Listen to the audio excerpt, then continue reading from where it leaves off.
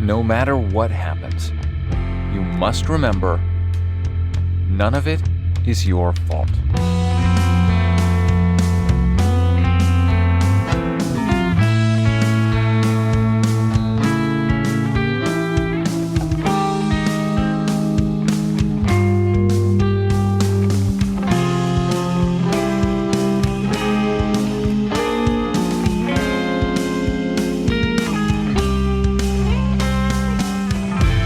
Survivors Near You is an audience participation experience sponsored by LifeSave Technology. LifeSave, because death is so boring it hurts. Episode 1, you may not die in this one.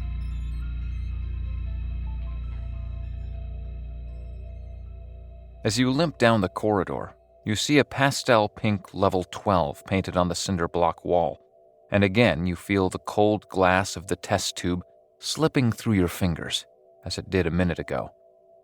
That biohazard label had to have been a joke. No such thing as BSL-5. Hazards only go up to 4. Everyone knows that. Remember the crunch when Pam, the lab tech, stepped on it? The desperate ring of sirens? Pam's eyes boring into yours, intimate and distant at the same time? You will never see her like that again. It had to be an inter-lab prank. They used to be such tricksters back in Lab 314, before they all stopped breathing. No matter what happens, you must remember, none of this is your fault. You should be to the elevator by now. You can't see the end of the hallway? That can't be true, can it? Anything is possible in the labs at DevCorp. In your darkest dreams, you remember blood seeping from under the door in Lab 305. Every morning you would call the janitors to clean it. And every morning, it was a little bit farther down the hall than the day before. You imagine all of Lab 305 is a giant heart, pumping and pumping. When you close your eyes, you can hear it. Don't close your eyes. This is no time for existential panic. Get out of the building. Your eyes flicker over every bit of wall and floor, searching out the shine of the reflective elevator doors. Nothing. Do the lights just flicker? That is bad. Everyone told you not to work at DevCorp. They said the health insurance didn't cover hearts.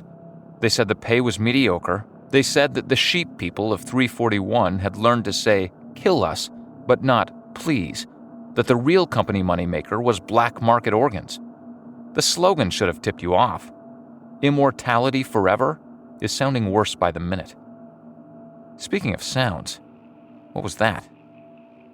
You try and choke down your terror. Is that Pam? She must have followed you. Her hands are drawn into permanent claws, scratching and scratching and scratching at the walls as she runs down the hall. Her arm fat jiggles at you accusingly. You'd think she'd have stopped when her nails wore off, but no. That's Pam for you. What a prankster. When she looks at you with her dead, filmy eyes, you wonder if she remembers asking you out last Thursday. Spaghetti. You were going to eat spaghetti together. That test tube was wobbly at best, you screech as you limp faster. Pam responds with an ear-splitting wail. Who could have predicted she would take rejection so personally? I mean, it's not like you ghosted her. Well, Christ, she never moved that fast when she was alive. You found the elevator.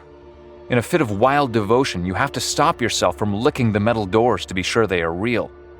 Best not, given the time constraints. It has never felt so good to push a button as it does right now. Like every nerve in your body is connected to that index finger, and the slight give as the light turns on and the bell dings. Bliss. You slump into the elevator and push the button for the first floor. Pam is very, very close now. You can see a black dribble down her chin. You instinctively rub your mouth like, something on your face, Pam. She lunges for the double doors and misses by about 6 inches. You push the button over and over, even though you know it doesn't speed anything up. And then the doors close at last. Nothing personal, you shout through the doors at Pam. But secretly, you fear she may have taken it very personally after all. It's just another run-of-the-mill disaster, probably limited to Lab 314. DevCorp definitely has a plan for something like this. I mean, they had to get permits for the biohazard materials, right? Well, all of that is above your pay grade anyway. You're just a security guard. Those are CEO kind of problems. You think of all of the other disasters you've seen. Videos this year of burning phosphorus raining fire on people's homes, the thundering bombs of a dictator, the mass graves. This is just like that. Nothing new. Just a normal, regular-sized, completely average, absolutely dull disaster. FEMA will come in and clean this up. It's an inconvenience, really. Just remember, none of it is your fault.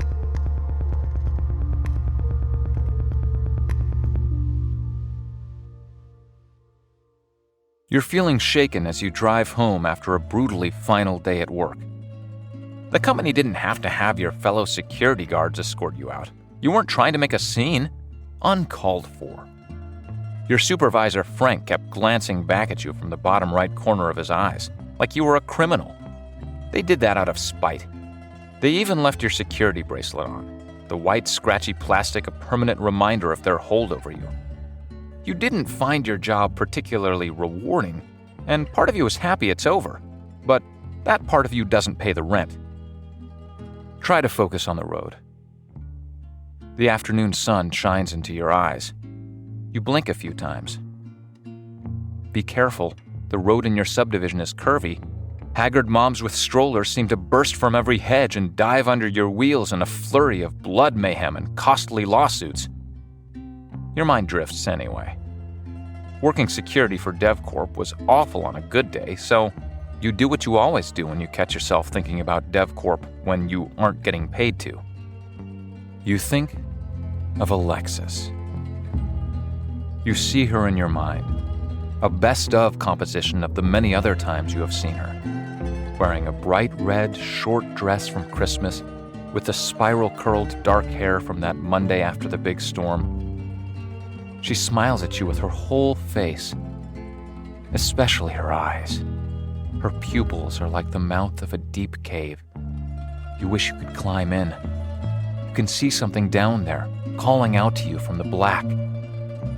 As she trails her clean, unpainted nails down the front of her dress, her fingertips trace the outline of her right breast, casually, like she doesn't know she's doing it. Your breath catches. Your eyes are glued to her hands. You could spend forever here in the dark of your mind with a woman too beautiful to be real. She is everything you want. Thin and curvy, short, friendly, but just with you, playful, kind, and she has one of those names you like, not like your roommate's ladies. You start to remove the red dress in your mind, but instead find yourself standing in the memory of the afternoon you spent with Alexis in her studio apartment. You sat with her on the couch watching kung fu movies. It was like everything in your life had come together to create this perfect moment. All the low pay, bad day, car crashes, depressed as balls, burnt toast mornings were preparing you for this. A sweetness so complete, it washed all the bitter away in an instant. You can't tell her, so you say, "This is nice." But you mean, "I love you so much, I no longer understand the world." You wince because the memory is too bittersweet for today, and slip instead into more familiar territory. Her dress slides off easily, dropping on the floor in a red heap. Her skin is a series of increasingly expensive coffee colors: burnt caramel, Americano, miso cream. She wears black matching bra and panties with red bows on them. She is coy with you now that her dress is off, half covering herself and turning, giving you a better view as she pretends to shy away. There is languidness to her movements that the real Alexis doesn't have, liquid and relaxed, like she has been drinking. In the dark cave of her irises, something comes at you fast. A shadow flashes in front of your car and you slam the brakes, throw it into park and jump out into the glaring light. It's Sage, your roommate. Clutched in his hairy arms, yipping its head off, is Mrs. Glenneth Worthy's Yorkshire Terrier. You almost hit your neighbor Glenneth's dog. The cheap plastic beads at Sage's throat clack as he stoops to smooth its pale brown and white fur. He kisses the top of its pink-ribboned head. I'm so sorry, Sage. I don't know how Checkers got away from me. Glenneth and Checkers are so alike that you often check to make sure the right one is on the leash. Today, you didn't see either of them. They glare at you as one. Sorry, you mutter through the window. It's not like it was your fault. They came out of nowhere. I mean, none of it is your fault. You have never been so happy to see Sage as you are now. It's as though his tall, thin body is surrounded by a halo. This wound on my hand has been troubling me. Her voice trembles when she looks at Checkers. Glenneth doesn't look so good. Pale and bubbly somehow. Bad bubbly. We'll take him for the night, Glenneth. You going home to bed now, Sage says, his voice soft and sincere. Glenneth gives him a shallow nod and shambles away. Checkers whines softly after her as she goes, and manages to look like an offended queen when Sage tucks her into the passenger side of the car with a smile. Try not to massacre the neighbors. At least not Checkers. You know I love a Yorkie. I had a bad day at work. Let's go home. You look like shit. To the dog. Who's a sweet pup? Who's getting a fat strip of mung bean jerky when we get home? That's right. You are. You are. You try not to actively remember and hate every bad vegan thing Sage has subjected you to over the years. Pork-free bacon, hemp milk, beet-bleeding burgers, yeast cheese, avocado carob brownies, never chicken. Then there is the unending string of low-key, dreadful women he parades through the house. Marigold, jasmine, flower, daisy, eucalyptus, and sunlight. Sunlight had brought Sage the many joys of primal scream therapy, and if you had a time machine, you would in no way go back and kill baby Hitler, and instead absolutely find your way into Sunlight's baby crib to smother her with a particularly bright yellow pillow. Sometimes you think Sage is the worst person in the history of Earth. Then you remember that you exist. Also, you have never seen him knock over anything, least of all a test tube, the smug bastard. Also, he gets women. I mean, they don't smell good, and you would rot in hell before you'd scream "sky" in ecstasy, but they do exist, which is more than you have been able to achieve lately, dreams of Alexis aside. Sage has been talking all this time you were spaced out at the wheel again. So, you're saying the tyranny of corporate drug testing is over? Yes, why? I've got something for my favorite roommate then. Sage smiles and reaches in his pocket, brushing away the amorous advances of Checkers, who sniffs for a treat. He hands you a clear plastic bag with something rich dirt brown and crumbly in it. You take it, careful to keep your eyes on the road. You pull into the driveway of the house you share with Sage. The thing in the bag is a weed brownie. On any other day, you would give Sage a talk about the evils of drugs in your car, civil asset forfeiture, legal car theft by the thin blue line. But the memory of the look in Pam the zombie lab tech's eyes already clouds your head like foul smoke. Not to mention the horrors of a new job search. You eat it without question, every crumb. You have never done drugs before, but you think today might be the day to start. What is the worst that could happen? Inside of the house you share with Sage, it smells delicious and vegetative. Since when does your house smell like good food? How long were you and Sage and Checkers sitting in that car while he ranted about teriyaki vegan jerky? Before he went for the stroll that saved Checkers, Sage had been cooking vegan quiche. It smells yummy and green like delicious moss? That can't be right. You've absolutely no idea what could possibly be in vegan quiche, but it must be egg substitute heaven. It smells so good. You are filled with love for Sage's tall, stoner self. You can even forgive him for Sunlight. What kind of beautiful, kind-hearted saint of a roommate gives you a pot brownie and cooks your dinner after you are fired. A warm, euphoric feeling spreads out from your stomach to the tips of your toes. The room takes on a coppery patina, and the table you are sitting at shines silver along the edges. You are having trouble focusing, as though the primal core of you has become fixated on the table and your hands and the smell of quiche, and is this what love feels like? You watch Sage holding checkers. He is so thin he seems to blip in and out of existence. His smile is wide open, and the same silver shine glints along the edges of his teeth. He is a golden, blossoming god. Without a doubt, Sage is the best person in the history of Earth. Checkers isn't looking too bad either, like some kind of terrier angel. Dog love is so easy. One hot meal and her heart is yours forever. If only people love her like that. You're about to ask for quiche when you hear a crash from the opposite end of the house.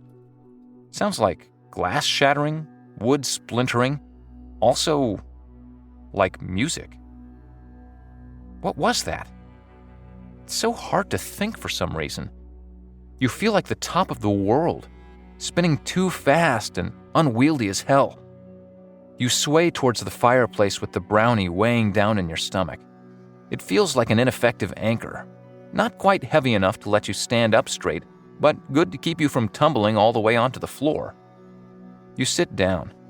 That quiche smells like food magic. Is there basil in that? Genius! You love the hell out of plant basil. Basil, the girl, not so much. You'll have to ask Sage what that marvelous smell is. Did you maybe forget something? You have that squirming sensation in the back of your brain, like maybe you left the water running in the bathtub all day and now the bathtub is full of infant squid monsters that think that you are mommy and swarm your legs like one terrifying, ravenous, hive-mind mob of suckers with razor teeth? Why did you think that? You've worked at DevCorp too long. You didn't leave anything running, but there is something you were supposed to remember. What was it? It pushes up against the surface of your mind. It's so hard to think right now. From your spot in the kitchen, you can see down the long, wood-lined hall to the back of the house, where Sage's bedroom is separated from the patio by a pair of old sliding glass doors. You like to watch the way the light paints the hallway with sunset colors through the glass, the undulous roll of purple mauves swept away by dirty yellows, then pinks and oranges, one after another, tinged in a film of evening gray. You could watch the sweeping shifts of light forever, but movement catches your eye. Rather sheer white curtains are fluttering in the bedroom. That doesn't make sense. Those curtains aren't over a vent. There's no breeze in the house. You manage to stand up without tipping over. Wonderful. You are a master of balance and coordination. I mean, look at the prefrontal cortex white matter volume on you. You snicker to yourself, then laugh out loud when you realize how uncool laughing at your own joke is. You take a few careful steps down the hallway, using both the walls to keep your balance. On second thought, you go back into the living room by the kitchen. You stop to bend and pick up the black iron poker by the fireplace. It is heavy in your hand. You didn't tip over. That's good. Sage only agreed to move in with you because of that fireplace. He said it had big paleo energy, that everything had gone downhill after man invented fire.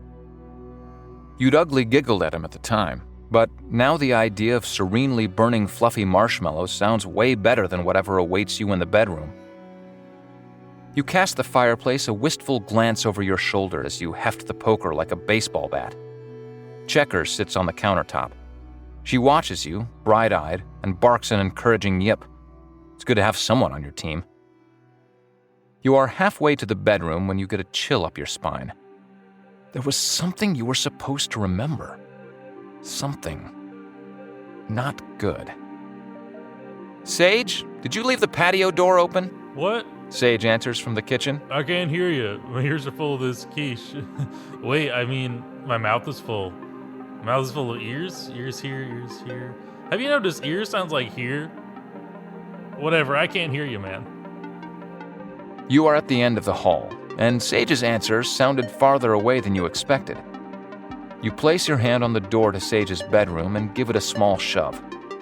Does weed make you hear things? You really, really hope so. Then you see something in Sage's room that drains away every hopeful feeling you have ever had and fills you with a dark, filthy flood of terror. In the middle of the room, standing in a sparkle-sharp shatter of glass, is Glenneth. Well, what used to be Glenneth. I'm just going to call it Bad Glenneth. Bad Glenneth's arm has rotted black up to her shoulder from the point of what must have been a bite on her hand, and her feet are sliced to gooey ribbons by the shards. Her eyes are dead-glassed. She is smeared with blood, and bony lumps on her side suggest that her ribcage is trying to escape the confines of her skin. Her usually tightly coiffed hair is a mass of frizzed, bloody, dead bedhead. Bad Glenneth's eyes flick up at you, and her death grimace twists into a grin. She's still holding the leash. No matter what happens, you must remember, none of it is your fault. Except this part. This is the part where you have to make a decision. Will you stay and try to explain to Bad Glenneth that she'll always live on in your memory as sort of an acquaintance with a really cute dog and health problems? You can always use the fire poker to emphasize your points. She doesn't look like she's in a listening mood, but people sometimes surprise you. It's not like her condition is your fault, is it? The result of something you did, perhaps? Something you dropped? Or you can turn your back on her and run out of the room. Something tells me if you run now, you may be running forever. You may find that all you can do is run. You may find that running is all you have ever done. Part of you seems to be running even as you hear these words. Your first decision is a classic one. Fight or flight? Thank you for listening to Hot Survivors Near You, Episode 1. You may not die in this one, brought to you by LifeSave Technology. LifeSave because DevCorp pays better than early death. Terms and conditions may apply. DevCorp is not obligated to pay a living wage. DevCorp finds the entire concept of a living wage offensive. DevCorp wants to know why you think you're entitled to afford a life in the first place. DevCorp thinks no one wants to work in the mines at Alpha Centauri 1 anymore because of the giant interdimensional Schrodinger spiders which may or may not nest there. DevCorp is hammering out their worker supply chain issues with the help of investors like you. DevCorp wants to thank the sheep people for demonstrating company loyalty by not unionizing. Why do you pure humans think your labor is so valuable anyway? Do you even make your own wool, you lazy, oxygen-greedy, species-centric?